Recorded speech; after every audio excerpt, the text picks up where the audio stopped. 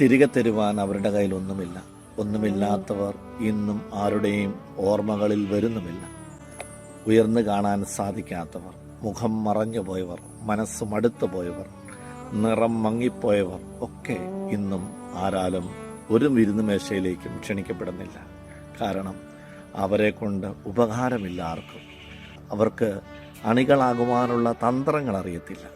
അവർക്ക് നിലനിൽപ്പില്ല.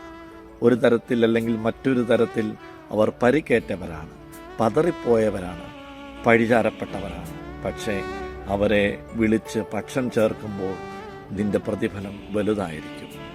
ക്ഷതങ്ങളില്ലാത്തവരെ ക്ഷണിക്കുമ്പോൾ ഒരുപക്ഷെ നിനക്ക് പേര് കിട്ടിയെന്നിരിക്കും. എന്നാൽ ക്ഷതങ്ങളുള്ളവൻ, നിനക്ക് വേണ്ടി ക്ഷതങ്ങളേറ്റവൻ നിന്റെ പേര് മറന്നുപോയെന്നുമിരിക്കും.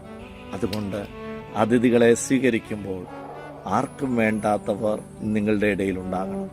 അവർക്ക് പകരം തരുവാൻ ഒന്നുമില്ലായിരിക്കും. ഒരുപക്ഷെ നിങ്ങളുടെ പരിക്കേറ്റ സായാഹ്നങ്ങളിൽ സഹായമായിട്ട് അവരെ ഉണ്ടായിരിക്കത്തുള്ളൂ. ദൈവം അനുഗ്രഹിക്കട്ടെ.